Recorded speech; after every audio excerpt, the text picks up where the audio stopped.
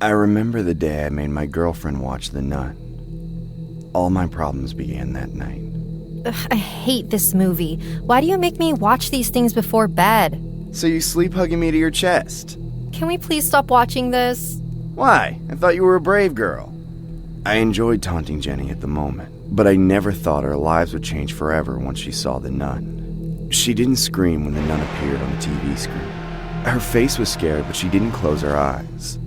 I saw her pupils dilate as she stared at the horrifying face of The Nun. She got quiet all of a sudden. Babe, you alright? Shh! She suddenly got all serious. We watched the rest of the movie in complete silence.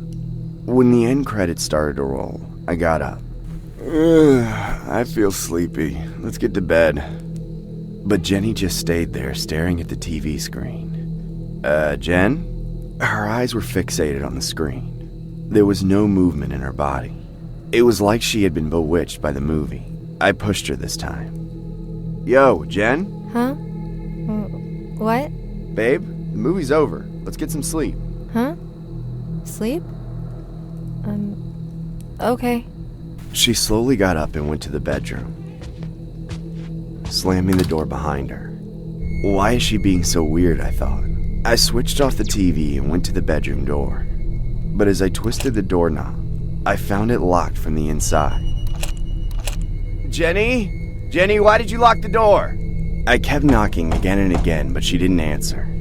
Jen, are you mad at me? Look, I'm sorry, okay? We don't have to see any more scary movies. Now, can you please open the door? I'm sleepy as hell. Leave me alone. There was a coldness in Jenny's voice. I realized I might have gone too far this time. Maybe I shouldn't have made her watch that movie. Heaving a sigh of disappointment, I lay down on the couch. What more could I have done? I was tired and my girlfriend kicked me out of our bedroom.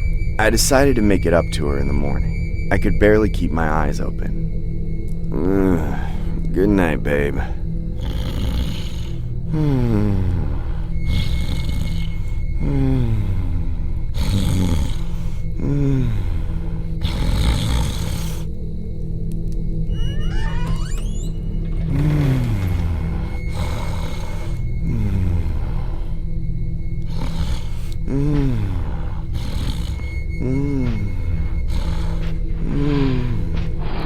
I don't remember what time it was, but I woke up to the sound of heavy breathing. My eyes went to the half-open bedroom door.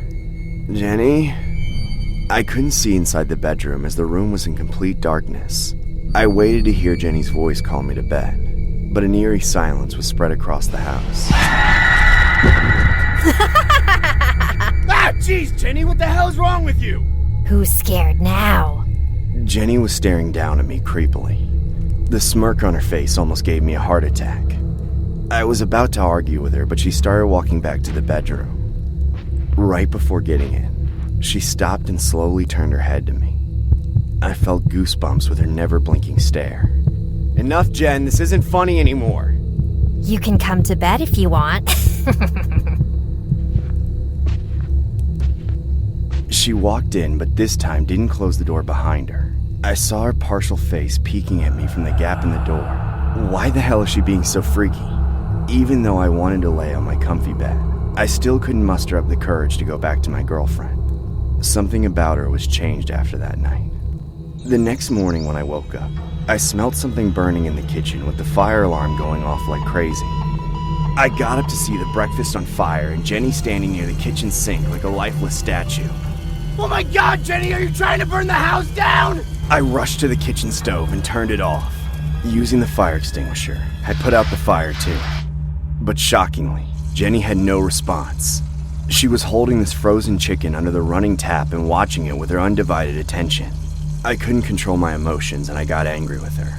Jenny, look, I'm sorry for making you watch that film last night, but don't you think you're crossing your limits now? I mean, this is also childish, Jenny. You better start acting like a responsible adult or— Do you think they skinned the chickens alive? I wasn't ready for a question like that at all. What? The chicken. Was it skinned when it was alive, or did they slit its throat first? Jenny, babe, you're scaring me. I can't handle this crazy anymore. I'm going for a shower. Are you coming? She didn't wait for my answer and just left, just like last night. Slowly, I started realizing the movie Nun had messed up my girlfriend's mind. I searched online about cases where people showed abnormal behavior after watching a scary movie. It said that not everyone has a strong heart. I was going to consult a psychiatrist for Jenny, but what happened that night made me crap my pants. I was scared to sleep beside Jenny, so I slept on the couch again. But this time, I watched the bedroom door. I wanted to be aware if Jenny snuck out again. I don't remember when I fell asleep, but suddenly a spine-chilling laughter froze me in fear.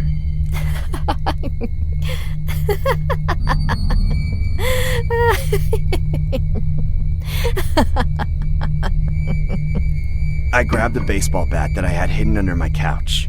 I mean, I love my girlfriend, but if she's possessed by some demon, I would need something to defend myself. I know it all sounds like bullcrap, but trust me, when I opened the bedroom door, I was scared. I was scared for Jenny. I was scared for myself. The bedroom was completely ransacked like a storm just passed by. With the pale light of the night lamp, I noticed the walls. The word Valak was scribbled all over them. And Jenny was standing near the window, looking outside. "Jenny, what's happening to you?" She looked at me and I got chills. Jenny had painted her face just like the nun. She even dressed like her. She was obsessed and turned into a complete psycho. Tears rolled down my eyes as I realized I'm the reason Jenny lost her mind. I regretted showing her that movie.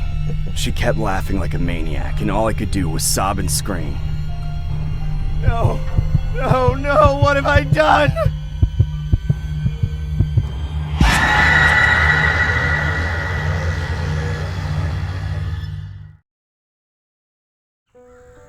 When I transferred to Montreal to earn my university degree, I was looking for cheap accommodation as the university hostel was a little too costly for me.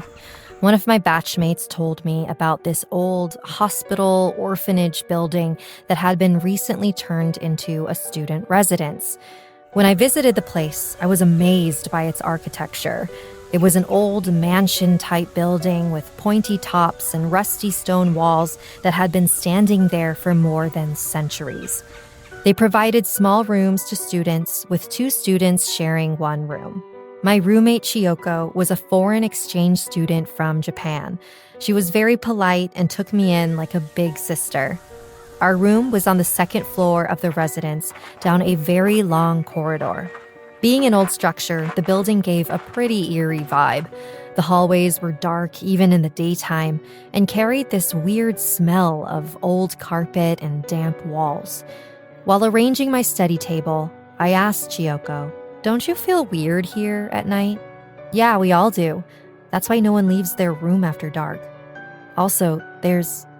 A knock on the door didn't let Chiyoko finish. Turning around, I saw the head warden, Mrs. Borges, standing outside the door with an angry face. Chiyoko's face got pale the moment she made eye contact with her.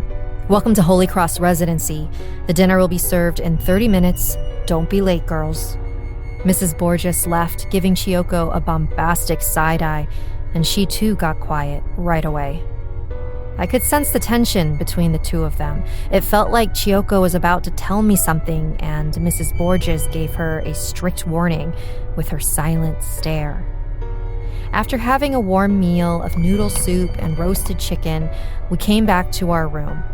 The lights of the corridor were starting to go off, making the entire building 10 times more scarier than ever. Chiyoko drowned in her studies, and I started proofreading the articles. Around midnight, my concentration broke when I heard footsteps outside our room. Chiyoko had earphones in, so she probably didn't hear it. The footsteps turned into running, and then stopped, all of a sudden. I didn't care much and went back to my work. When I finished proofreading, I saw Chiyoko passed out on her bed. I drank a glass of water and decided to fall asleep as well.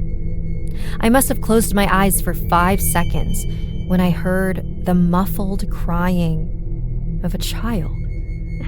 The child was crying out of terrible pain. I was so surprised to hear a sobbing child in the middle of the night, but I wanted to make sure before waking Chiyoko up. so I opened the door and stepped out into the corridor.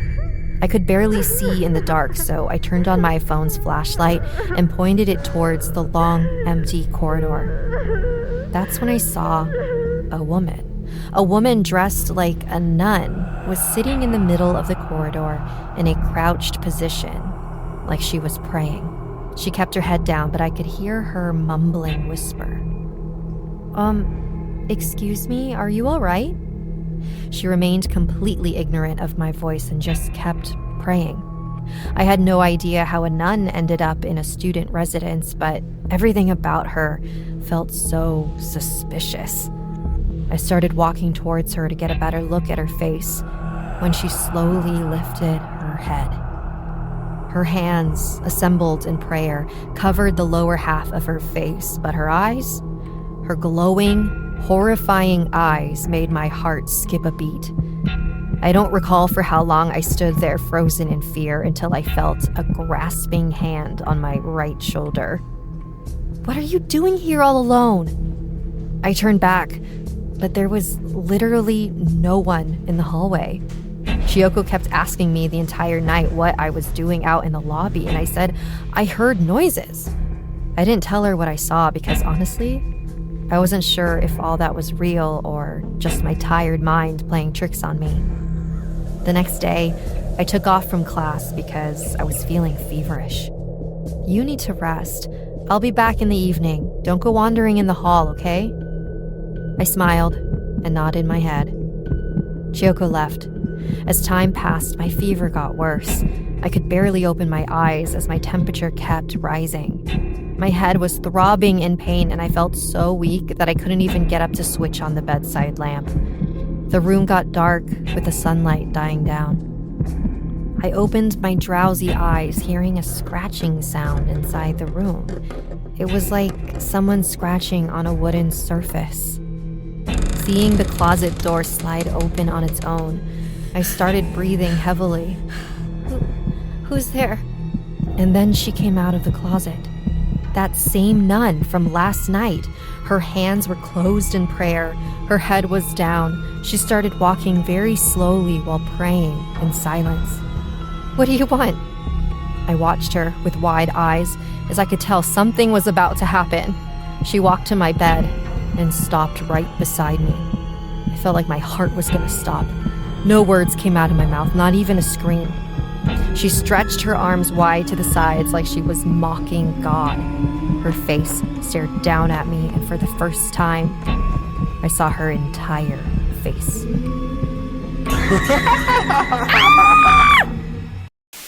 The story you just saw is loosely based on the Grey Nun's Mother House in downtown Montreal. The most tragic moment came on Valentine's Day 1918 when a fire broke out in the orphanage and claimed the lives of 53 children. Nearly 300 bodies of nuns and children are buried in the basement crypt of this building. In 2007, Concordia University bought the building and converted it into a student residence. Since then, some students have mentioned experiencing bizarre visions, noises, and nightmares about the fire, including hearing the chants and screams of children and female voices on certain floors.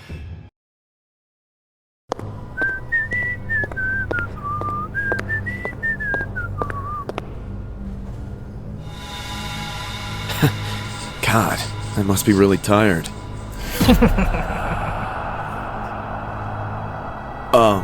Hello? Ma'am? Is everything all right? Why? Did something happen? Your attention, please. Train number 6694 is arriving on platform number 4. Kindly note, train 6694 is arriving on platform number 4. Ma'am? Wait! Where are you going? Hey, stop! Ma'am, move away! Please don't go! No!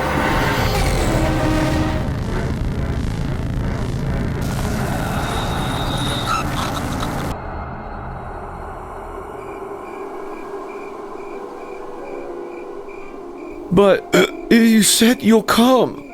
I can't. I'm getting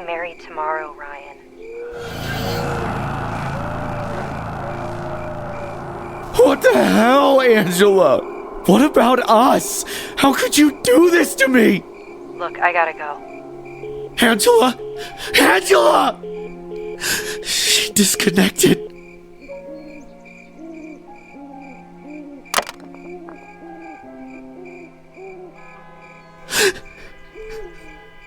Angela!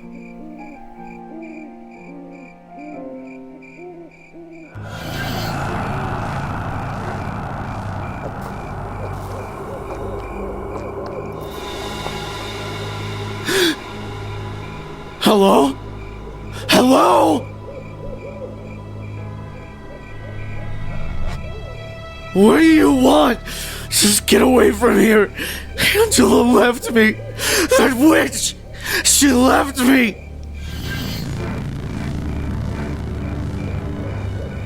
Why is she walking like that? Hey! Don't you get it? Leave me alone!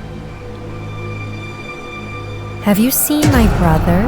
Ah! Jesus! Have you seen my brother? No! No! I haven't seen anyone! Now move out of my way! Holy smokes! Who are you? Have you seen my brother? Ah!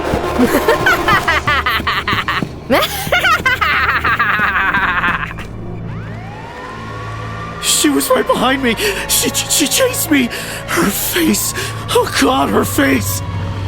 A man had been found unconscious on the Threadneedle Street this morning. People noticed him lying on the pavement and thought he was dead. But once they went close to him, they realized the man named Ryan Archibald was passed out from shock. The cops arrived at the scene and sent him to the hospital. Ryan was behaving frantically while mumbling about seeing some nun dressed in black last night. The cops aren't letting anyone to go near him as they think Ryan have suffered some mental breakdown after being left by his girlfriend. But what if Ryan is telling the truth? What if he actually saw a ghostly apparition of some nun last night? Keep your eyes on the morning news for more details. This is Reporter Miller, broadcasting live.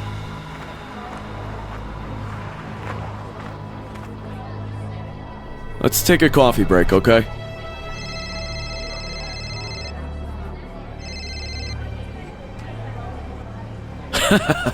Oh, stop it, Matthew. There's no such thing as ghosts, okay?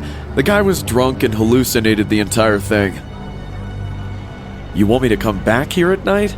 But I'm telling you, it's all a hoax. Fine, if that's what they want. Hey, Charlie, go home and get some sleep. We have work to do tonight.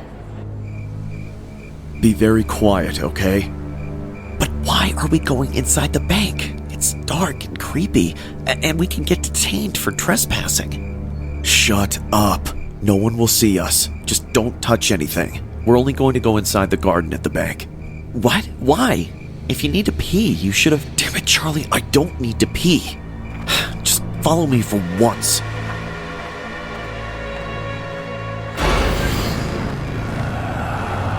Something just moved behind me. Yeah, right. I'm already covering this murder-turned-ghost story. It'll be of great help if you don't make things up. Hand me the flashlight. I think I see someone out there.